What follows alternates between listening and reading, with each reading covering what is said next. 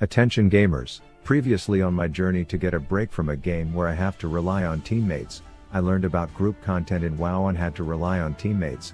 I rocked the biggest damage wiener on the charts with some guildies while others were challenging me in duels to the death, which may or may not have just been fancy editing over a normal duel that I won nonetheless. Papa Soda blessed me with the Sword of 1,000 Truths Bow Edition and I used it to become Rav the Avatar, conquering all 4 of the deadliest hardcore elements by myself with no help, to prove that I am him and he shall one day save the world of WARCRAFT.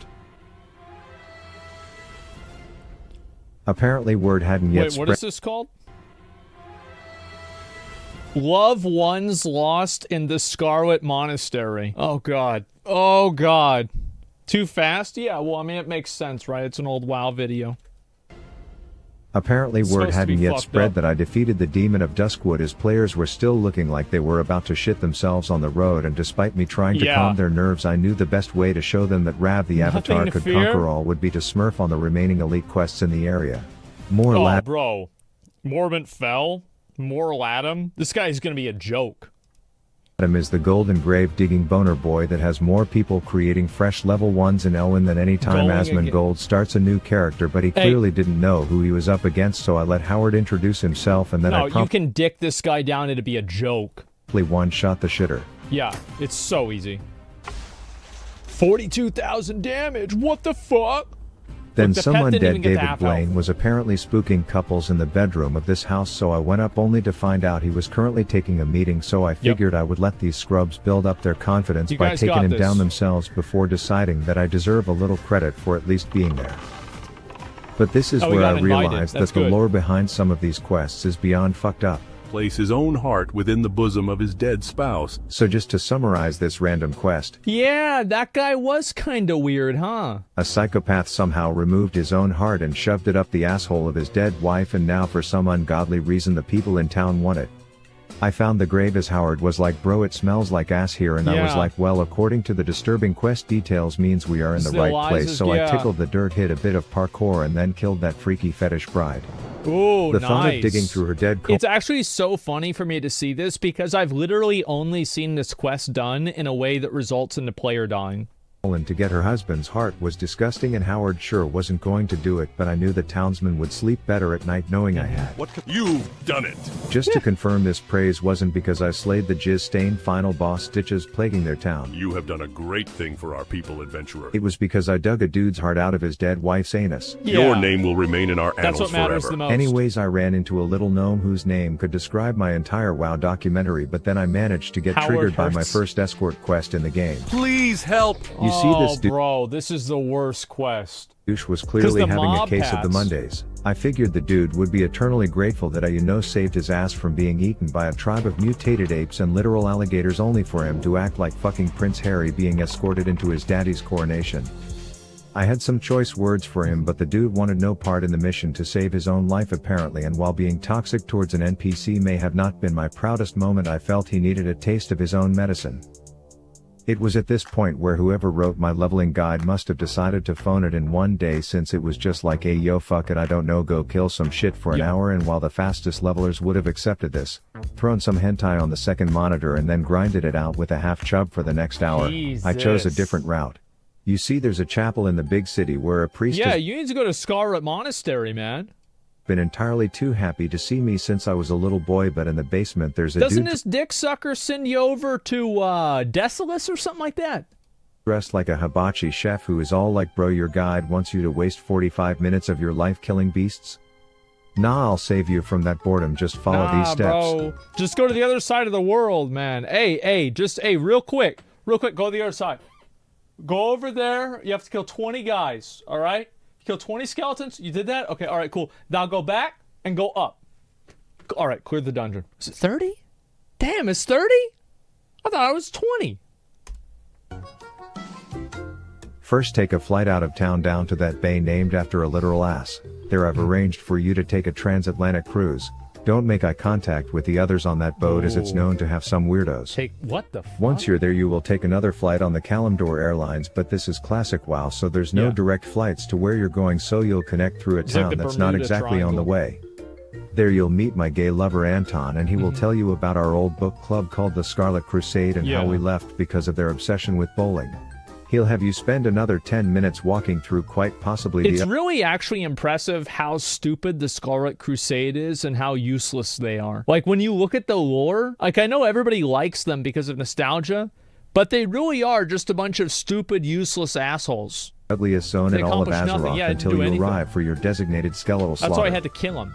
He'll be like, there's one small catch, I need you to kill 30 of these in a zone where only 6 spawn at a time, so I hope you remember to twiddle your thumbs for a bit, but once you do serve that snooze fest, just run the 17 miles back up to me and enjoy the scenery that can best be described as if a microscope zoomed way into an infected sperm cell from a man ridden with AIDS.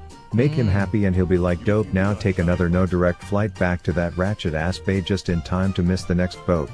When you arrive back to the boardwalk, you'll just have one more super short flight to your last stop.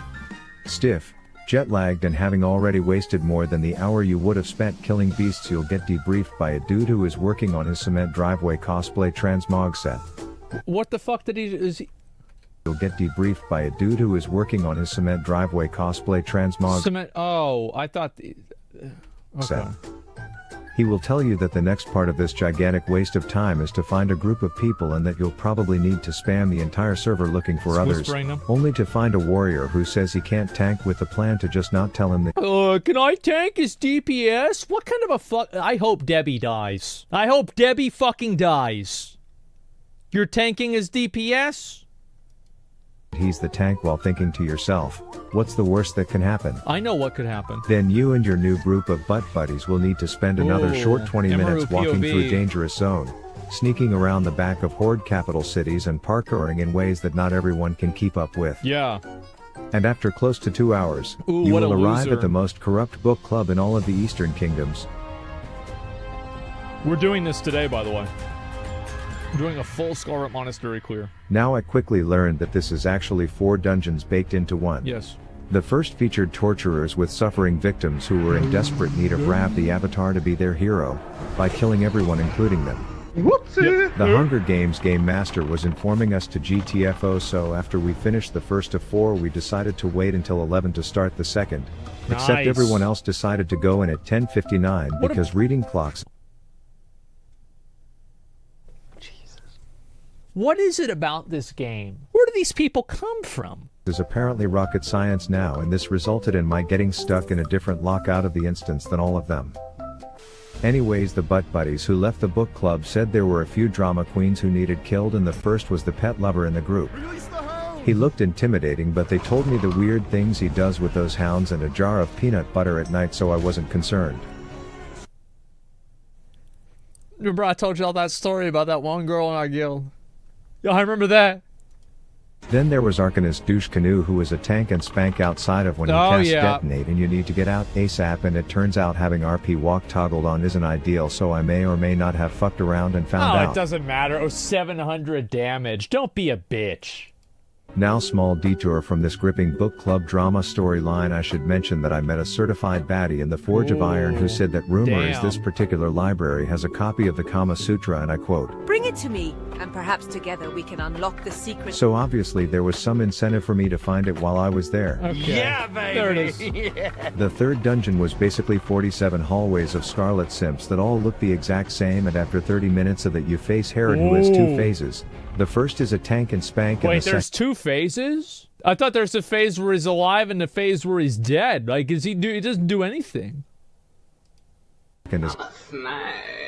After he dies, all the fraternity pledges come rushing and showing how useless they are, and then we enter the final and most deadly of the 4 dungeons, I need the that Cathedral. helmet. This is where Howard started to feel the repercussions of me telling a warrior he didn't have to tank while actually Yeah. God, I hope Debbie dies. Ooh, I hope. But, like, to be fair, they've got a level 40-fucking-5 rogue. His name is Little Gay Rogue. What guild is he in? relying on him to tank. Oh, he's in Fangsley. Of course he is. And our group's rogue was about to learn a very real lesson to not joke about Howard's life. We've had enough, babe. You see, we made it to the final church where all these devout simps were saying their prayers to the big dog in charge. all ready to run at anyone who challenges his authority, True. and deciding what the next book everyone will be reading is. And while this coup against the Crusade had been as smooth as a Riz Master's pickup lineup until this point, things were about to take a messy turn. You fucking piece of shit. You stupid fucking I hate these people so much. Why is it that they exist? How do you do such a stupid fucking thing? Why would you be in the place that you're not supposed to be in? I don't understand this. Infidels. They must be purified. Let him die. Let him Tickling die. the captain's toes triggered the fire alarms, and over 30 simps were now on their way. They're out, run! Roach out! Roach out, I quick! looked back knowing that this would be the last time I ever saw our healer alive. That's okay. The Crusade Did he demanded die? more casualties, and my tank, who didn't think he was my tank, was in line to be next. I prepped a last-ditch Come on. target dummy knowing it wouldn't do shit, but I wasn't the only OnlyFangs member thinking on their feet, and Patty managed to spare his life. Debbie survived. I actually am glad Debbie survived. Because the priest deserved to die. This is a huge, I love it whenever I see people that are bad die. I do. It's like, it makes me so happy. Because it's like, at that point, justice is served. Natural selection is preserved, that the natural order of the universe will continue on. We paid our respects to our fallen comrade and vouched to Oh, Rip Bozo, rest in piss, you won't be missed. That's a, bro, re-roll, kick that guy out of the guild. Get that loser out of the guild, bro. Get that clown out of the game. Nobody wants to look at this guy. He's a bitch. avenge his death. It's a Rip Bozo. Get him out of here. The only issue was we now had no healer, a fake That's tank, fine. and two people who didn't know this fight. This is the easiest boss in the game.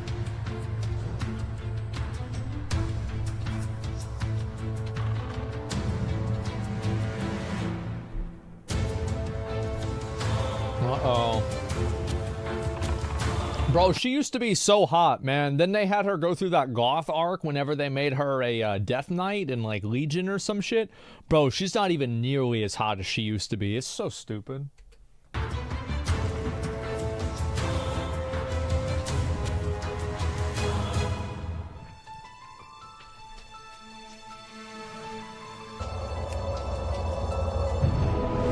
Arise, my champion. Oh, God, do it again.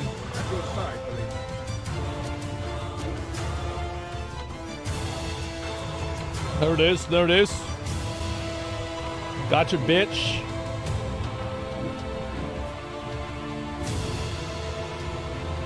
Oh, run away. It's smart. See that? It's good gameplay right there. Ooh, there it is. Where the loot? Where the loot? But what the loot I went do? back to cement-covered Sammy to tell him that drama-filled book club is no more. Man, dude. They went with 5, they came back with 4. That's just the way it is. So in summary, instead of grinding mobs for 45 minutes, I spent 7 hours traveling the world, engaging in petty high school drama, and getting another player killed, all to accomplish the same amount of No, you didn't get him killed. He got himself killed. He deserved to die. This is a natural selection. It's the best thing that could have happened for him. Actually, it's not the best thing that could happen for him. It's the best thing that could have happened for the whole game. It's like this was good for the whole community that he died. progress on my journey to 60, and that, my friends, is what it's like to play World of Warcraft. Yeah, that was a good one. That was a really good one. As I said, dumbasses getting killed, one of my favorite fucking things that I've ever seen. Natural selection, it totally is. It is so fucking good.